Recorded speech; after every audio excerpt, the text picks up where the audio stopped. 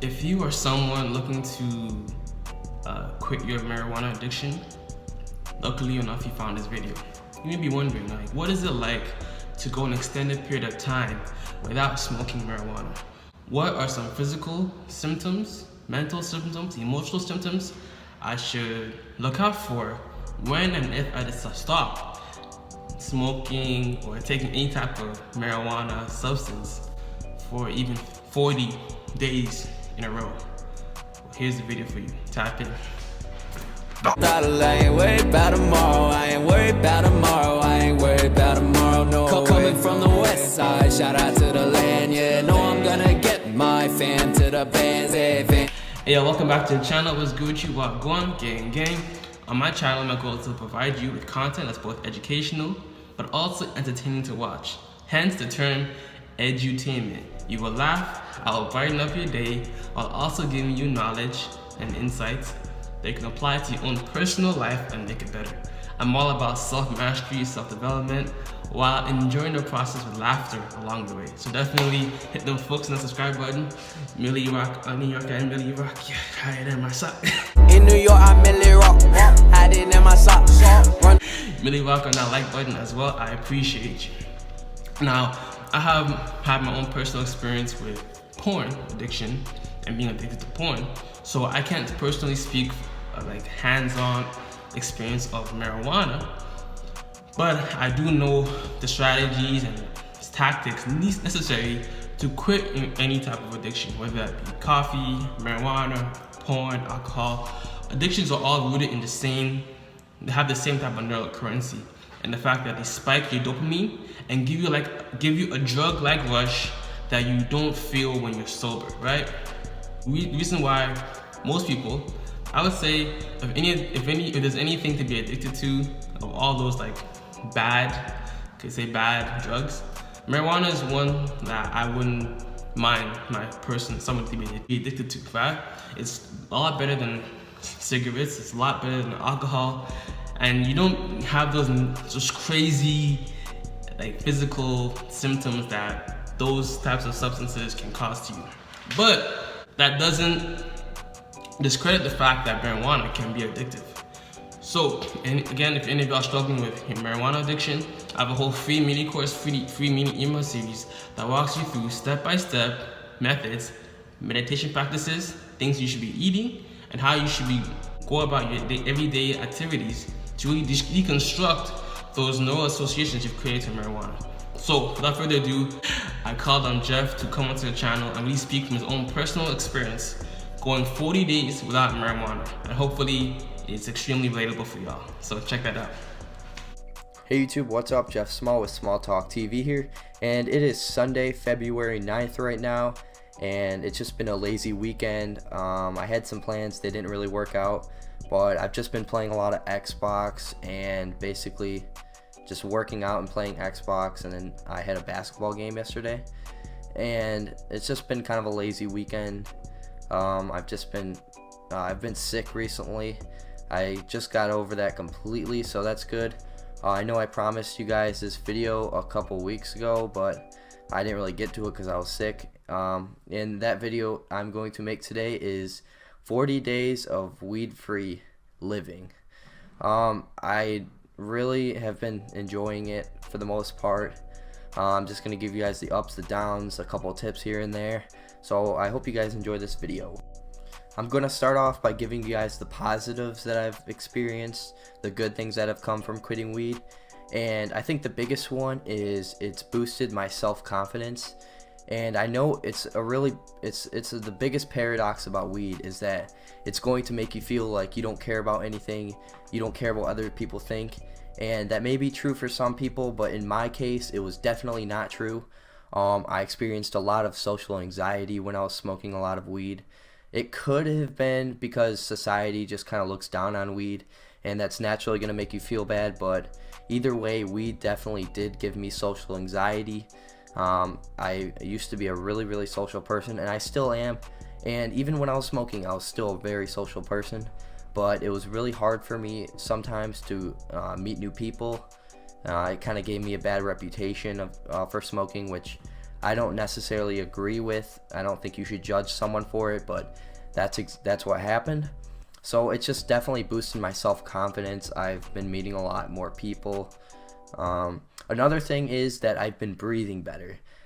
This is kind of a big one because I've been working out for a while, and I was working out when I was smoking. And when I was smoking, I could always feel this layer of like phlegm in my throat. It's just kind of a weird, I don't know, if you've smoked a lot, you definitely know what I'm talking about. It's just a lot of tar built up in your lungs. And about 30 days in, I felt that clear out completely, I'd say. So that's a big one. It's allowed me to get a lot better workouts, stuff like that. It just made me feel better overall. I always felt like I was kind of sick, if that makes sense. Another thing is my memory has definitely improved. I'm able to retain information a lot better. I've been reading lately. Well, not that much, but I have. I should definitely get up on that, but I've just been able to retain information better. I've been writing things down. I've just been trying to focus on the art of retaining information because I'm just really bad at it naturally. I always have been, but I've been getting better at it. Another big one for me was less dealing with bullshit. And this goes for like anything that's in my life, that if I was smoking a lot of weed, I would just naturally just let it slide by. I'd never really do anything about it. And in my case, it was my friends. I had a couple bad friends that were just putting me down constantly. And quitting weed has definitely made me deal with it a lot better. It's made me care a lot less, which goes along with the self-confidence thing. And it's allowed me to remove those people from my life because I don't feel so connected with those people that I used to smoke a lot with. Another thing that kind of goes along with the last thing is I'm more aware of the problems around me. And basically what I mean by that is I'm able to identify problems around me and then I can fix them. When I was smoking, I had a really hard time just identifying problems. I would know there was a problem, but I didn't know what it was. And I think my ability to identify problems and fix the problem has definitely gone up, because I think when I was smoking, I would just lose sight of it and I would forget about it until the next day, and then I would forget about it again. Another thing is I'm not paranoid all the time. Every time I left my house, I would always be thinking, did my parents smell the weed in my house? Did they find anything? Every time I came home, I was really paranoid and I was really anxious and scared. And I don't have any of that because I don't have anything in my house anymore. Another thing is I'm not stagnant. What I mean by stagnant is I'm not just sitting around letting life pass me by. I'm trying to do things. I'm trying to get things done. I think when you smoke a lot, it's easy to get in that stagnant place where you just kind of let life pass you by and you become a victim almost. And I've just learned how to just go after things and not let them go after me. So those are the good things that I've experienced, and now I'm going to go on to the bad. There has been a couple downsides to quitting smoking, and I think the biggest one is I'm a lot more irritable. I've always been like this, and smoking did help me deal with that a little bit. Perhaps too much, but it definitely did help me deal with that. I just am really anxious all the time, which is good, but it also means that I'm a lot more irritable. I don't like people bugging me. I don't have time for shit, just that kind of thing. It's not really a bad thing, but it does get to me sometimes. And I have a lot of time on my hands, and this can be good and bad. But recently it has been bad for me. Why it's been bad is because I've been playing Xbox a lot, and that's been really depressing. Almost worse than smoking, I'd say. I just need to work on managing my time better, but I don't think that's completely due to weed. Or quitting weed. I think it's that I just need to learn how to manage my time better and be more productive and stick to a schedule, which I'm working on. I've made a lot of hard realizations. What I mean by that is I've just noticed reality.